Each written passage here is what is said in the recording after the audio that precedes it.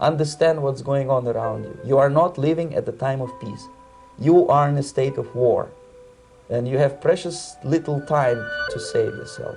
In other words, Marxism-Leninism ideology is being pumped into the soft heads of at least 3 generations of American students without being challenged or counterbalanced by the basic values of Americanism, American patriotism.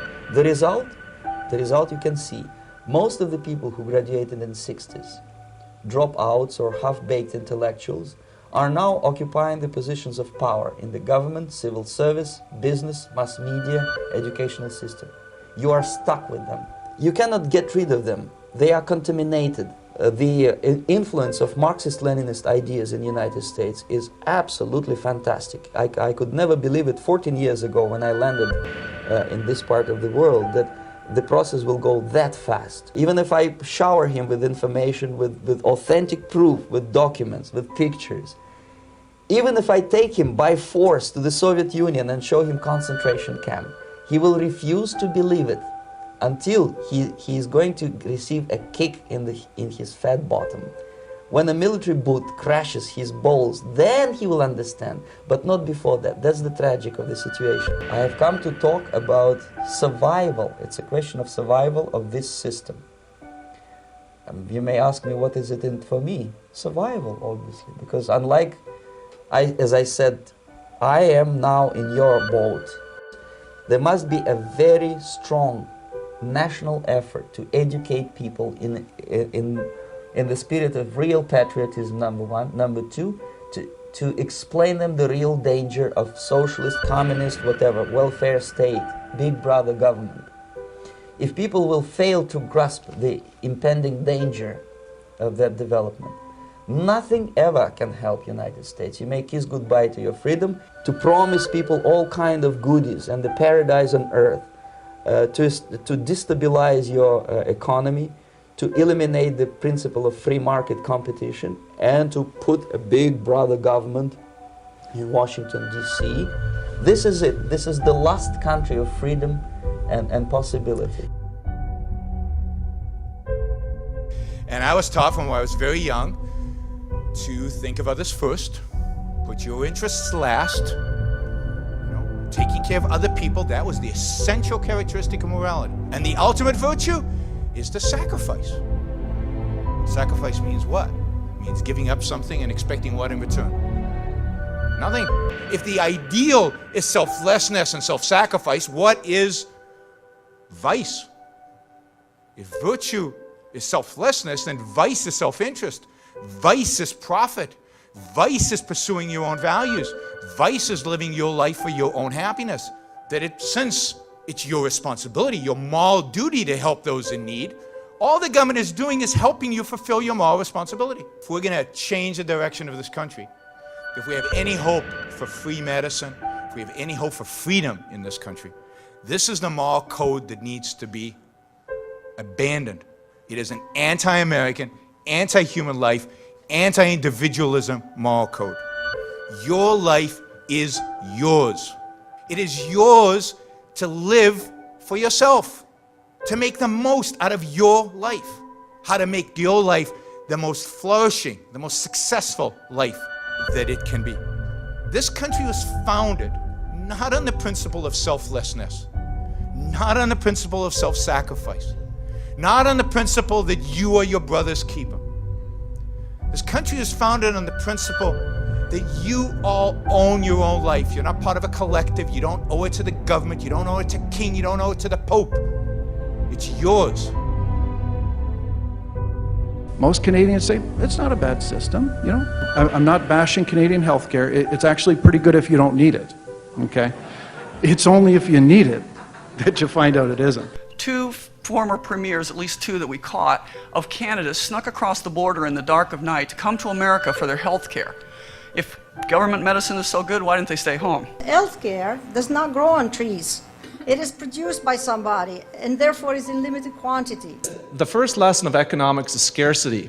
The first lesson of politics is to disregard the first lesson of economics. Friedrich Hayek used the term the fatal conceit, the belief that bureaucrats can run the economy better than the spontaneous decisions of free individuals in a free market. This is the Canada Health Act, 13 pages long, and like I say, it just totally ruined healthcare in Canada. If you've run a small business, if you actually produce something, when has the government come in and made your job easier or more cost-effective?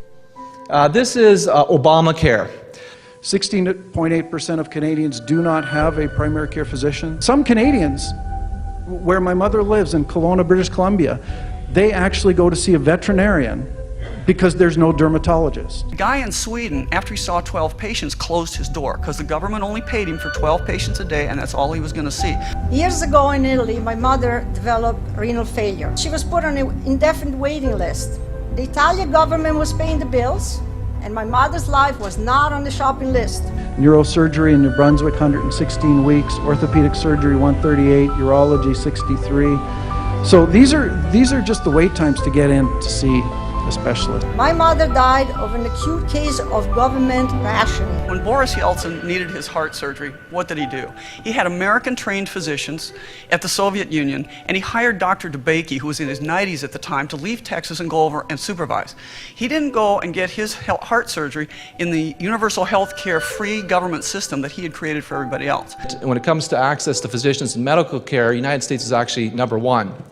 But the press never tells you that. 17% of Canadians are waiting to get a primary care doctor because nobody goes into primary care. Some specialists, like orthopedic surgeons, the wait's as high as, I believe, 36 to 38 weeks. That's average. When the Sultan of Brunei needed his cancer care, he came to America. I know, my friend took care of it. Newfoundland Premier Danny Williams, when he was diagnosed with needing heart surgery and was told he had to be on a waiting list in Canada, he went to the Mount Sinai Hospital in Miami, Florida, and paid out of pocket for his surgery. And Danny Williams said, "It's my health, it's my heart, it's my choice." What you really want to know is when you're sick, where do you want to go? And the Sultan of Brunei knew, he came here. The average wait today in Canada from seeing a primary care doc to getting treatment by a specialist is 18.2 weeks.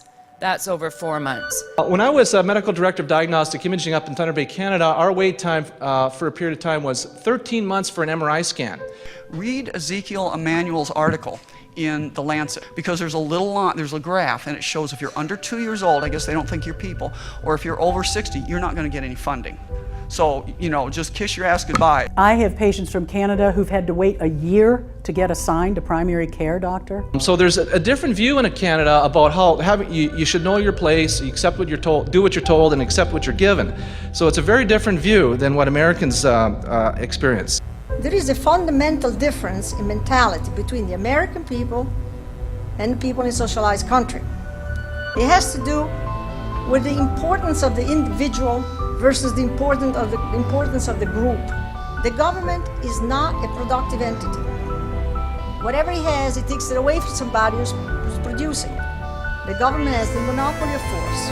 All government medicine is done by force. Government health care is all intrinsically coercive. It's just not ethical to have a system that puts a gun to your neighbor's head and forces that person to pay for your mother's broken hip. The battle for the future of healthcare is at the heart of the battle for the future of the United States of America. It is at the heart of the battle between individualism and collectivism. And by the nature of government medicine, it will always devalue the individual in favor of the group. The inevitable result of centralized planning and price controls, shortages. And in fact, the price controls have been tried since Babylon. They've never worked, and the politicians just don't get that. Most important thing about living in America that is just so refreshing is the segment of society that recognize when the boot of government is across their throat and they're ready to protest against it.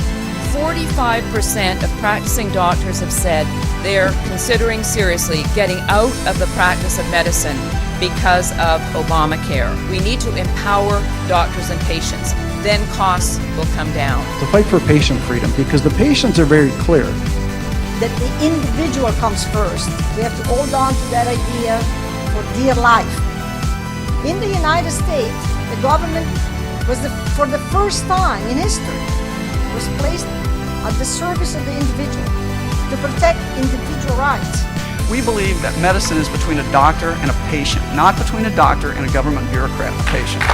We are not going to stand back and watch our patients die of acute case of rationing.